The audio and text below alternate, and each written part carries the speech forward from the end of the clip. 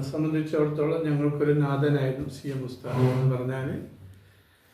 പണ്ഡിത കുടുംബത്തിൽ ഒരു ഉന്നത പദവിയും മൂപ്പരുടെ വാപ്പ ഒരുപാട് സ്ഥലത്ത് ഖാദിയാവുകയും അതിൻ്റെ പിൻഗാമി എന്നോളം അംഗീകരിച്ച് വർഷങ്ങളോളം ഖാദിസ്ഥാനം ഏറ്റെടുക്കുകയും വിദ്യാഭ്യാസ രംഗങ്ങളിൽ രണ്ട് വിദ്യാഭ്യാസത്തെ സമന്വയിപ്പിച്ച് കേരളത്തിലൊരു മാതൃകാപരമായി പണ്ഡിതന്മാർക്ക് സമസ്ത കേരള ജമിയത്തുലമക്കും നല്ലൊരു രൂപരേഖ പഠിപ്പിച്ച ഒരു നേതൃത്വമായിരുന്നു CM ഉസ്താദ്.